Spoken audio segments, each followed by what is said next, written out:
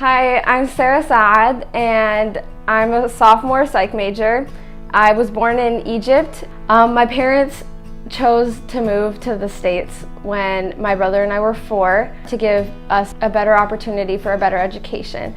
I'm eternally grateful for that, but it was really hard on me because coming into a school where I didn't really know the language, I didn't really know the culture, I didn't really know the customs, forced me to assimilate with everyone, and that assimilation process was not easy. And because of that, over the span of my elementary middle school years, I was bullied for being a foreigner, and I was told that I wasn't pretty enough, that I wasn't smart enough, and I have grown to believe that lie, that I'm never gonna be enough and I don't have value. It wasn't until my freshman year of high school where God was like, you are everything I created you to be, and you lack nothing in me. So stop living your life trying to live for the approval of others, because I am a conqueror in Christ. And the devil really likes to scream these lies at us that we lack this and this and this, and we're bad at this and this and this. And in this past season, the devil has done a really good job of digging up all that brokenness in my life. It's been really hard to hold on to that truth that, God gives us hope.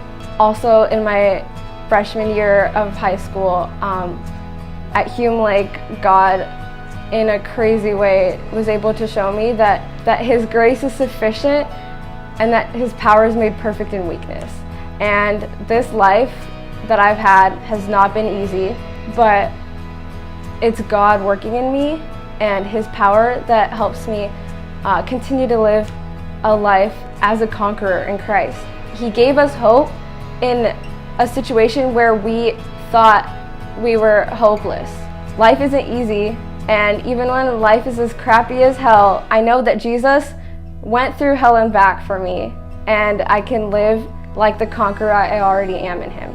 It's important to remember that, Christ lived some 33 years on this earth, and He was also deemed an outcast and a foreigner. But He did so out of love for us, and He gives us that hope. The beauty of Jesus' love, that He was able to surrender His all, makes me want to surrender my all in the same way. So my name's Alex. I am a sophomore at Point Loma. I am studying global business, and last year I applied to be an RA, and unfortunately I didn't get the position. So I decided to leave everything in my comfortable life here at Point Loma, my amazing dorm life, my amazing roommate, the ocean view, and I decided to be alone. And in this decision, I decided to study abroad because I didn't really know who I was.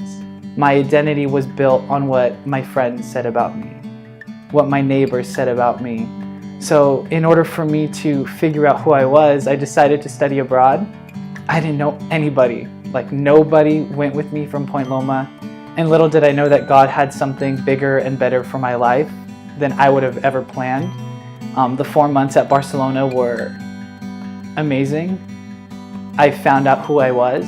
Every night I was just so thankful and grateful for another day of life. So in high school, I was able to be ASB president, had over 4.0 GPA, good SAT scores, did 3 sports every year, club president, everything.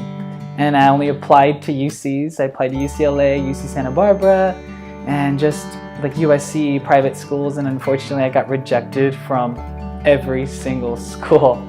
So again, there's a time in my life where I'm trying to get approval from people, and there's a time in my life where I didn't know who I was. I was trying to figure out who I was, and I think especially in high school, you try to figure out who you are, and the first adult decision you make is really, what college am I going to choose? And during that time of me getting rejected from every single school was a time for me just to get on my knees and lean on God and say, God, what do you have for me? And a couple of weeks later, after not getting accepted to any other schools, I got a phone call from Point Loma. That's crazy how God works. And I got a phone call from Point Loma, and they asked me to come visit and come to tour, and I just felt right. it felt right, and it was crazy because I didn't even know if I was going to get accepted. It just comes to me is that when everyone else says no to you, when someone rejects you, God says yes. So many of us are working and trying to do the best that we can, and sometimes it's just not good enough. Sometimes when I have, like, you may have a 4.0 GPA, you may have it all, you may have the career, your parents may have it all, and it's like so many times, like, I think the works that I do justify who I am, and it's like just because I have a 4.0 GPA doesn't mean that I'm gonna get it. And it's kind of scary sometimes. It's scary knowing, whoa, what's gonna happen after college? Like, I'm getting the grades, I'm getting the degree, but does that mean that it's guaranteed for me? But it's knowing, and it's the faith and walking into the unknown and saying, God, like, I give it to you, I give you my desires, and give me what you have. Because I think so many times we want what we have, but God has something so much better, something so much bigger for each and every single one of us. So it's saying, God, take my desires and make them yours. I had to stop building my life on what others thought about me, and I had to start living my life about what God said about me. Bottom line is, I'm a child of God, that I'm chosen and I'm not forsaken, that I'm loved even when someone else doesn't love me. And I think so many times we live our life for someone else and forgetting that God has already chosen us and that God already loves us. The resurrection of Jesus to me solves an identity issue. Understanding that my identity is not found on the actions of what I do, but my identity is already proven and already given to me because I'm a child of God. The hope of the resurrection to me brings purpose to our lives. I think so many times we plan out our entire lives. We come to college and we have our 4-year plan, and something happens and it doesn't go our way. And it's saying to God, God, take my mess and make it a part of your message. Take my test and make it my testimony. And so many times we look at what's in front of us and it doesn't even look beautiful. Sometimes we look at our situation and it's not as good as our neighbors. But it's saying God is doing a work in me. God is letting me find my identity. God is giving me a purpose. God is giving me a hope. And God is giving me a new life. And I think so many times we have to let go of our way and get God's way. My name's Cassidy, and I'm a Christian Studies major. Before I became a Christian, my life was very toxic. I was constantly in toxic relationships with friends. For 3 years, I was in an abusive relationship, and that took so much of who I was away. And I would just say, if there was a God, it doesn't make sense that He would allow someone so abusive in my life. I would wake up wishing I never woke up, and I'd go to bed hoping I wouldn't wake up. It was a very hard and confusing time. I just really struggled in life. I allowed myself into this web of everyone is self-destructive in my life because I couldn't handle something being sustainable. I couldn't handle long-term having a friendship where there was that equal love for each other, because I never understood what that was like.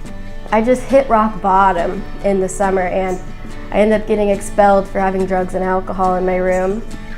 It's weird to think, but that's when I saw God the most. Like, people don't say, I found God when I was caught with drugs and I had pub safety going through my room. It was this moment where I knew I can't go any more lower than I already am. I can't hit any more of rock bottom. I had daily reminders of I wasn't perfect and I messed up. I also, for some strange reason, thought, why not just read the Bible? I had this teenage application Bible I've never touched in like 6 years, like my grandma gave it to me. And I finally just opened it up. And I did not read anything significant. There wasn't like this amazing passage I opened and I was like, this is God right here, He's telling me what to do.